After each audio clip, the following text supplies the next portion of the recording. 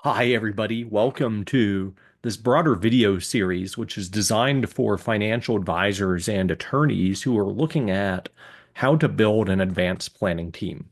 So, in this multi-part video series, we'll dive into some of the issues I've encountered through many years of one, being an advanced planning attorney myself, and two, through a few years and conversations of helping other attorneys and advisors with these types of situations and scenarios. And I think this is helpful given the zeitgeist of the time, where, especially for advisors, estate planning seems to be all the rage. It's something being talked about as untapped alpha. And I think before getting into estate planning in general, or even before really looking at an advanced planning team, it helps to color within the lines or even create lines that can be colored within in order to figure out what your service offerings are going to be going forward and what type of support you're going to build, whether it's internal resources in your firm or resources you can line up outside of your firm. So, with that, advanced planning is something that is not often well defined.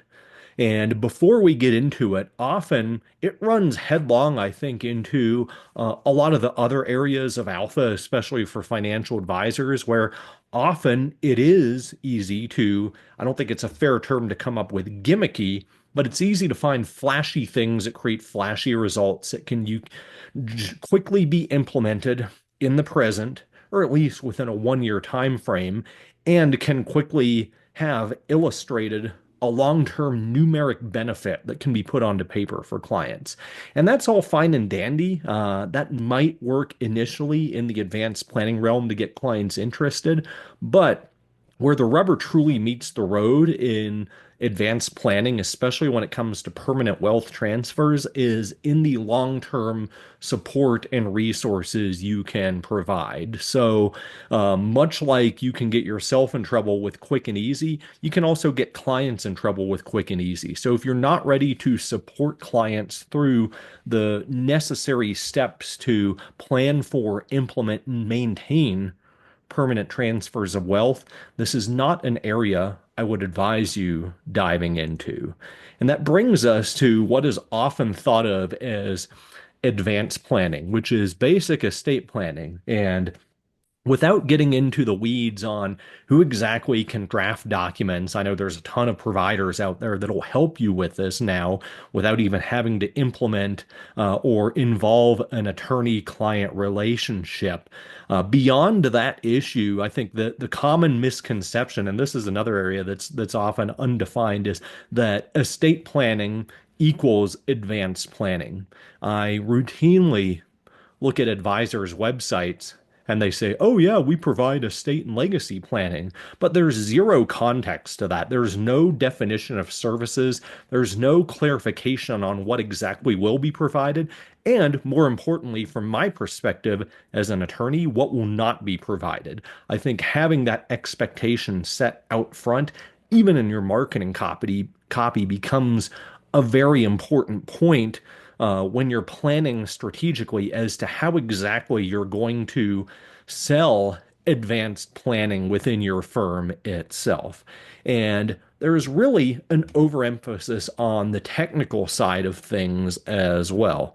But there's a certain amount of emotional support for clients that comes into play as well. And true advanced planning is going to nail both the technical and emotional aspects of these types of structures that come into play. So, for example, where might we see this? Well, oftentimes when you're planning for married couples, even with the simplest plan ever, there might be what's called the sweetheart plan. We just leave everything to a surviving spouse, and then at second death, maybe there's an aggregate of both spouses' estates, and maybe even after remarriage, multiple spouses' estates that pass on to ultimate heirs. And those heirs can change, and part of that process is providing that technical and emotional support for a surviving spouse.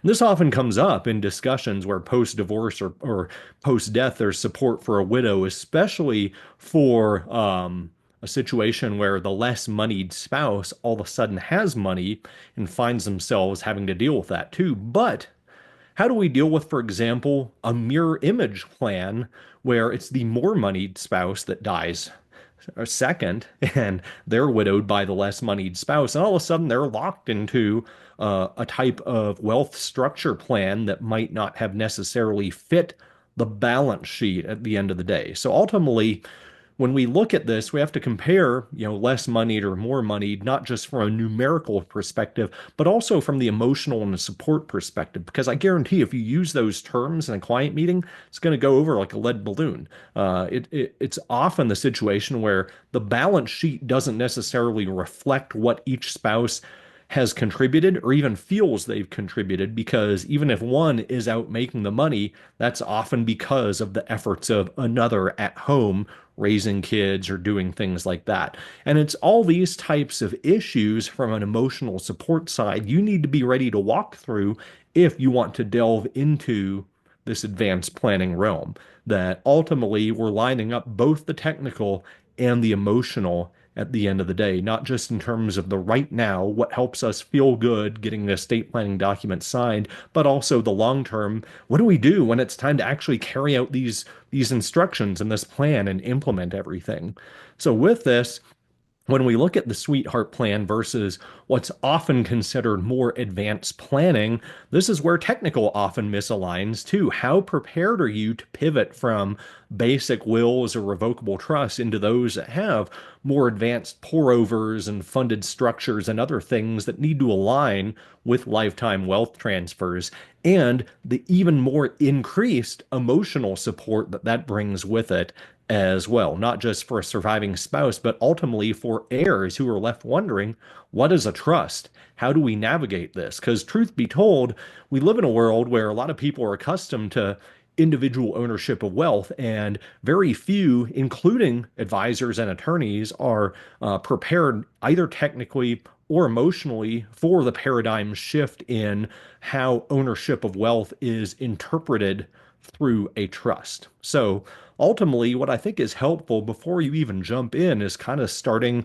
with the end in mind. How are we going to support the ultimate heirs, and how might that support change based on their own life circumstances, ages, and stages? And then working backwards, does the existing plan still support what we're going to need to do or what we're going to need to support within the family itself?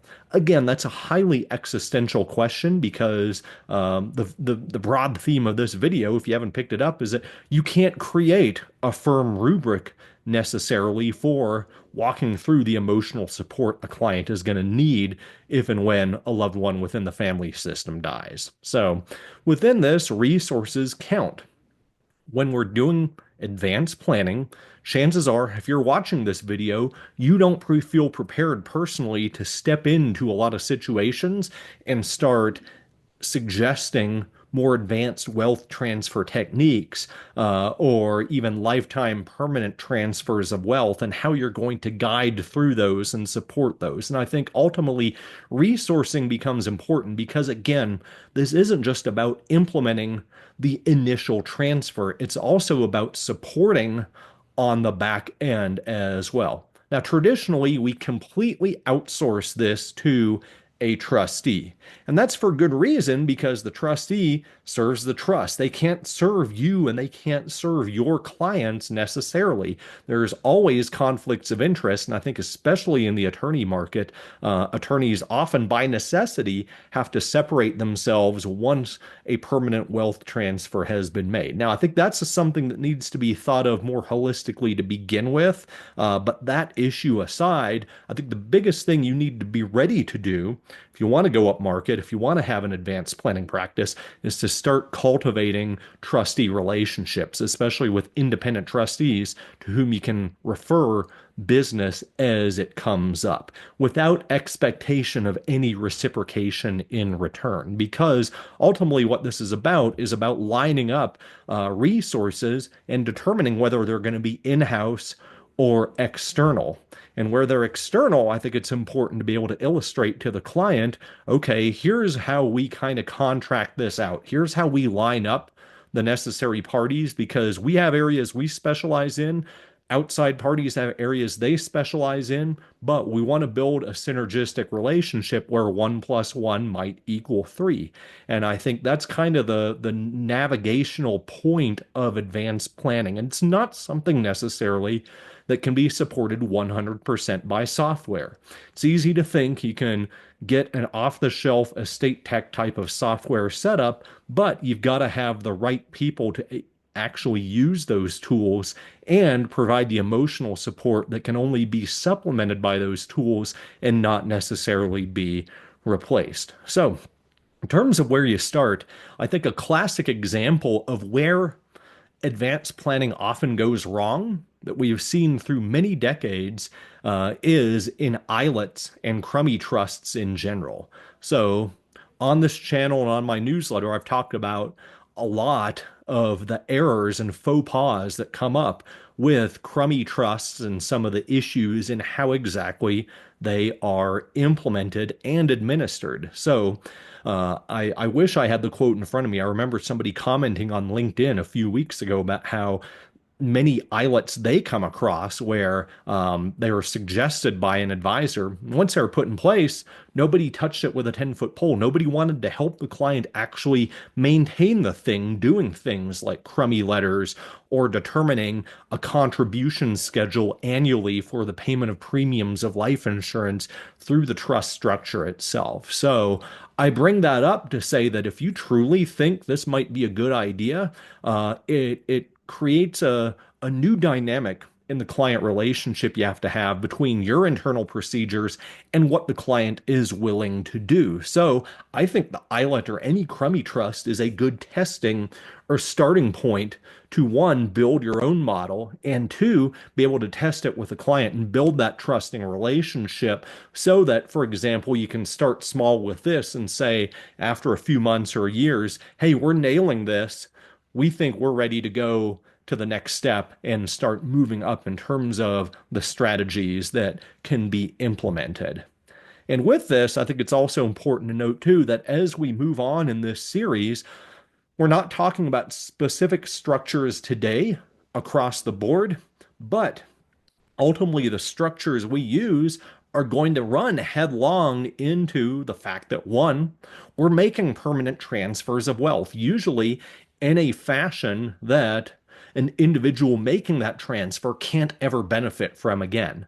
That has its own emotional implications, and it raises the question of flexibility because oftentimes you get the question of benefit and control. Should clients or spouses be beneficiaries or controlling parties now, or even have that option later if their circumstances change? And how does that run headlong into our broader goals of lifetime wealth transfers, especially asset protection, tax protection, things of that nature, and having a firm knowledge of how to overcome those objections and determine when the objections are ones that shouldn't be overcome, I think is extremely important as well. And no two balance sheets are built the same. And I think the big difference, especially between the advisor world and the attorney world, is that the attorney world is focused solely on the numbers on the balance sheet, whereas the advisor world is focused also on the liquidity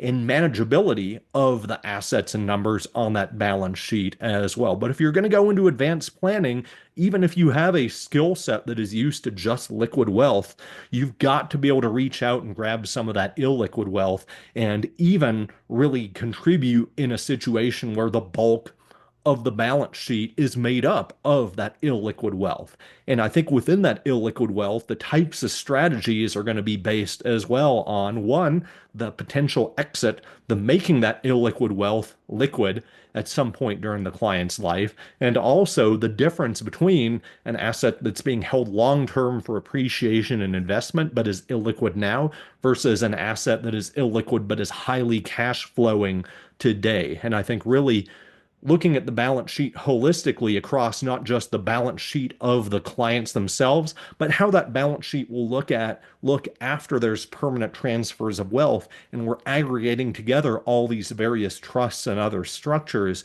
will become important at the end of the day. So when we look at this, we have to consider too the downstream technical and emotional aspects of transferring illiquid or liquid wealth permanently.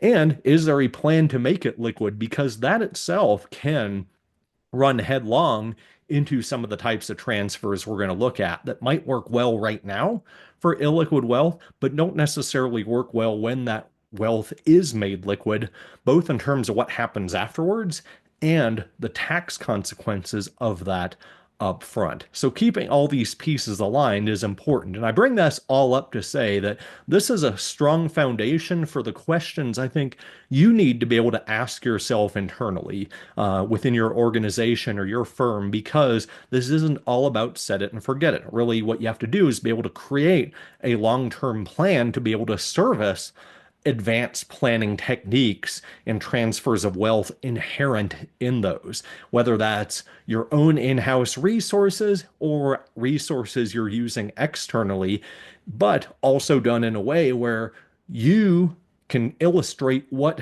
value you're adding, what value you can't add, but that is added by outside services, and how 1 plus 1 might equal 3. So, if we're going to look at how do we start this, I think a good thing that you could look at possibly marketing is possibly to go out to the market, look for clients who already have ILETs or crummy trusts, and use those as opportunities to say, okay, here's an extra thing we're testing out, maybe not even charging for, but we're looking at how to help clients who have ILETs that have annual maintenance requirements that aren't being served.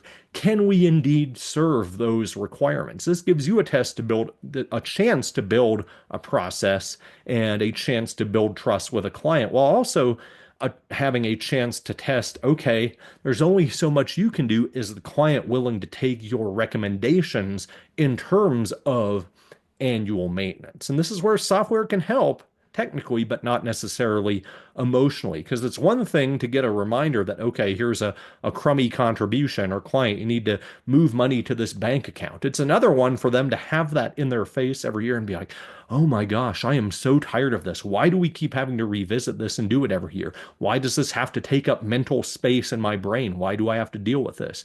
Because there's a lot of difficulty of permanent wealth transfers, not just in the initial transfer, but and the fact that it's still there, it's still in your face, it's something you can't benefit from or control, but you still have the burdens of that possibly as a maintenance item for the rest of your life. So, being able to sit with that frustration and hold space with your clients, I think, is a very important prerequisite to diving down this rabbit hole of do you add advanced planning services, because ultimately this is going to be a long-term commitment. You're not just selling the setup, you're selling the ongoing maintenance and support, and you've got to be able to illustrate how you're going to do this without giving up on the client or handing them completely off to somebody else. So coming up, we're going to look at some specific types of strategies that might interact with some of these principles and really explore this from the perspective of how do we go about strategically building an advanced planning team. And in the meantime, this is something where you have questions or you need input. Note that this is only for advisors and attorneys. I can't provide assistance to individuals, but if you have questions, feel free to reach out to me at griffin@griffinbridgers.com. If you're an advisor or an attorney, I can help point you in the right direction as we're looking at some of this. But I thank you for joining me for this video. Stay tuned for upcoming installments of this advanced planning team series, and I look forward to seeing you in my future content.